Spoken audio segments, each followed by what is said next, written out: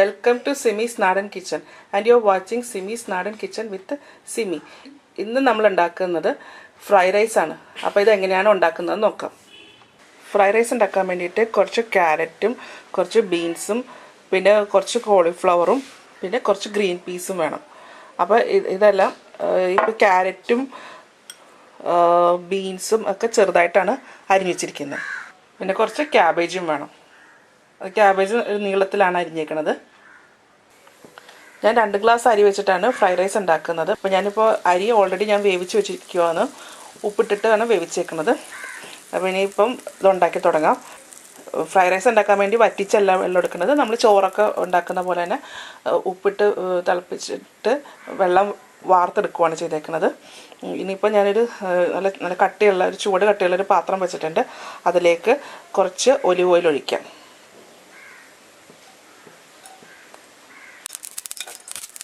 ഇതിലേക്ക് ഒരു മുട്ട പൊട്ടിച്ചൊഴിക്കാം.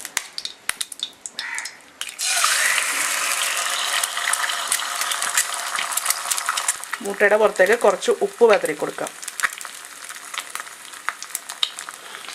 ഈ മുട്ടയൊന്ന് സ്ക്രാമ്പിൾ ചെയ്തെടുക്കണം.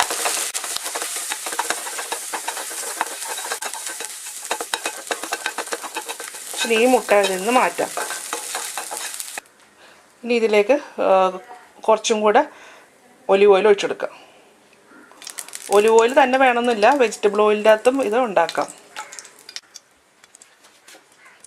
ഇതിപ്പോൾ ഞാനൊരു 2 ടേബിൾ സ്പൂൺ ഒലിവ് ഓയിൽ ഒഴിച്ചിട്ടുണ്ട്. ഒലിവ് ഓയിൽ ചൂടായി കഴിഞ്ഞാൽ അതിലേക്ക് വെളുത്തുള്ളി വട്ടത്തിലരിഞ്ഞതാണ്. അതൊരു 6 വെളുത്തുള്ളി ഉണ്ട്, അതതിനകത്തേക്ക് ഇടാം. പിന്നെ ചേർക്കേണ്ടത് സ്പ്രിംഗ് അണിയൻ്റെ അടിയിലത്തെ പാർട്ടാണ്. അത് നമ്മൾ ഉള്ളിയുടെ ഒരു ഭാഗം ഉണ്ടല്ലോ, അത് കുറച്ചിടാം. പിന്നെ ചേർക്കേണ്ടത് സവാള പൊടിയായിട്ട് അരിഞ്ഞത്, അതും ഒരു കുറച്ച് മതി. ഇതെല്ലാം കൂടെ ഒന്ന് വഴറ്റി കൊടുക്കാം. ഇനി ഇതിലേക്ക് നമ്മൾ അരിഞ്ഞു വെച്ചിരിക്കുന്ന പച്ചക്കറികളെല്ലാം ചേർക്കാം.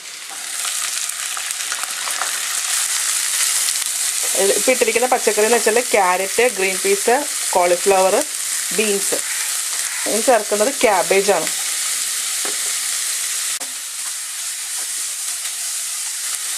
ഇനി ചേർക്കുന്നത് ക്യാപ്സിക്കം. ഇനി ഇത് എണ്ണയിൽ കിടന്നിട്ട് ഒന്ന് വാടി വരണം. ഇതിലേക്ക് ഞാൻ പച്ചക്കറിക്ക് ആവശ്യമുള്ള ഉപ്പ് ചേർക്കണേണ്. ചോറിൽ ഞാൻ ഓൾറെഡി ഉപ്പിട്ടിട്ടുണ്ട്, അതുകൊണ്ട് പച്ചക്കറിക്ക് മാത്രമേ ഞാൻ ഉപ്പ് ചേർക്കുന്നുള്ളൂ. ഇനി ഇതൊന്ന് നന്നായിട്ടൊന്ന് വഴറ്റിയെടുക്കാം. തീ കൂട്ടിയിട്ടിട്ട് തന്നെ വേണം അത് വഴറ്റിയെടുക്കാനായിട്ട്.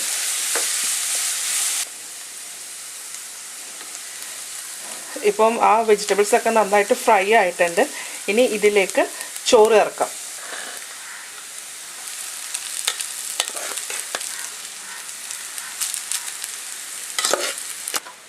ചോറും കൂടെ ചേർത്തിട്ട് ഇത് നന്നായിട്ടൊന്ന് ഇളക്കി കൊടുക്കാം. ഇനി ഇതിൽ ചേർക്കേണ്ടത് 1 teaspoon chilli sauce. Chilli garlic sauce കിട്ടുവാണെങ്കിൽ അതാണ് കുറച്ചും കൂടെ നല്ലത്. ഇനി 1 teaspoon soya sauce, dark soya സോസാണിത്. 1 ടീസ്പൂൺ ടൊമാറ്റോ കച്ചപ്പ്. ഇനി ഇതെല്ലാം കൂടി ചേർത്തിട്ട് ചോറ് നന്നായിട്ടൊന്ന് ഇളക്കി കൊടുക്കണം. ഇളക്കുമ്പോൾ ശ്രദ്ധിക്കേണ്ടത് എന്താ വെച്ചാൽ അരി പൊടിഞ്ഞു പോകരുത്. അപ്പോൾ ഇത് പതുക്കെ ഇളക്കാൻ പാടുള്ളൂ. ഇനി ഇതിലേക്ക് 1/2 ടേബിൾ സ്പൂൺ കുരുമുളക് പൊടിച്ചത്, ഇത് ക്രഷ് ചെയ്തതാണ്. ഞാൻ അതൊന്ന് മിക്സ് ചെയ്തെടുക്കാം. ഇനി അതിൻ്റെ അകത്തേക്ക് ആദ്യമേ വറുത്ത് വെച്ചിരുന്ന മുട്ട ചേർക്കാം. സ്പ്രിംഗ് അണിയൻ ചേർക്കാം.